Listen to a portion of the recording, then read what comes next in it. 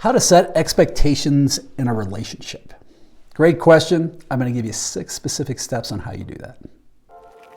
When we can live life on our terms, on a holistic level, taking into account not just our business lives, but also our health, all of our relationships, from friends, family, partners, the world changes. Okay, so regardless of the relationship that you're being involved with, this could be a work relationship, it could be a business partner, it could be your spouse, could be even children to a certain extent. There's 6 pretty basic steps that I'm going to talk you through that you can use, and this universally works in a lot of different places. But first, the first step is you have to be clear on what are your expectations. The reality is that no matter how smart your partner is, they're probably a crappy psychic. So they don't know. And for them to guess, if you don't know, well, it's going to be pretty impossible.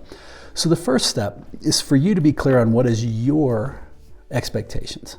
What are you looking for? What does amazing look like for you in your life? And based on that, then you can establish the expectations around that. Now, that sounds, wow, dude, how on earth am I going to do that? That's a big lift. Well, if you like, you're welcome. We've created a tool, doesn't cost you anything. You're welcome to go to our website. It's lifeon-yourterms.com. You can go to the website, and about halfway down, there's a tool called the balance wheel.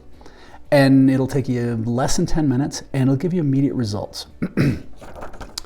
These results will give you some sort of reference, but it's going to be what is a holistic expectation of how you're currently doing.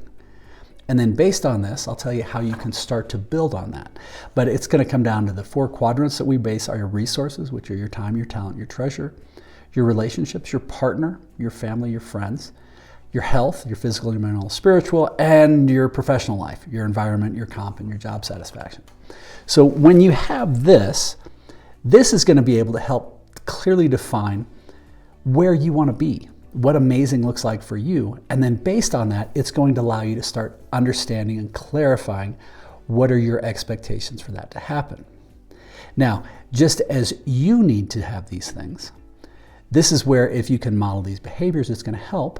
So understanding that your partner is going to have to be willing to participate in these same types of rules. So if this is business, fair enough. Understanding what are the expectations. If you expect that you're going to work 90 hours a week and your partner thinks he's going to work 20 hours a week, you could have a big disconnect. Making sure that you have that conversation is going to help.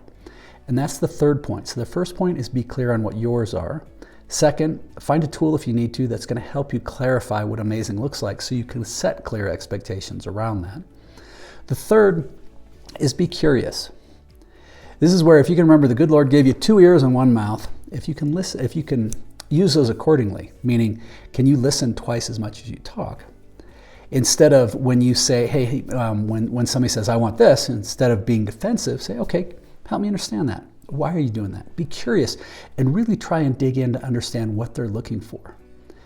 This in and of itself, if you come into those engagements and you're truly listening to hear, not listening to respond, but you're listening to understand.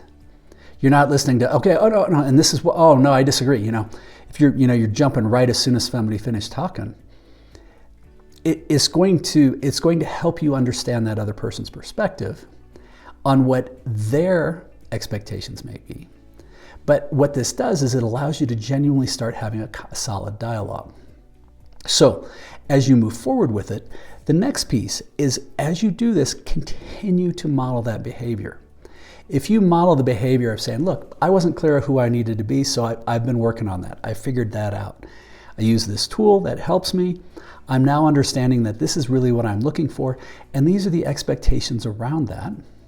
Now, help me understand where you're at, and I want to be curious to see where you're at so that we're on the same page, having that open dialogue.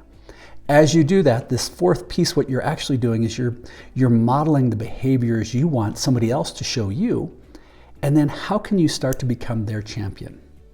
So when somebody says, yeah, I've seen this, I've worked with lots and lots of people and a fair amount of couples in this, in that, there's a disconnect where she may, in the husband's eyes, she may be the most beautiful thing on the planet. And in her eyes, she's not happy with what her physical need is. Now, if he just dismisses that, says, you don't worry about it, just you're beautiful, it's fine to me. That's not right. In her eyes, she may not be there. So it doesn't mean that he's wrong, and it doesn't mean she's wrong. But if it's like, okay, well, honey, help me understand what that means. What is that? What are your expectations for yourself? And then how can I become your champion to help you achieve that? Maybe it's helping time so there's more exercise, or who knows what it is. But the more you can model that behavior to figure out, okay, help me understand where you are. Well, then as you come together, what you're doing is you're setting the expectations to where you guys are coming together on these. You may have individual outcomes you're driving towards, but the expectation is known and shared, and that's going to help everybody come together. So then the fifth thing is going to be to build a plan. And we talk a lot about that in our courses and the online stuff at Life on Your Terms. But it'll help you to start figuring out how can you transition from a reactive state to a proactive state.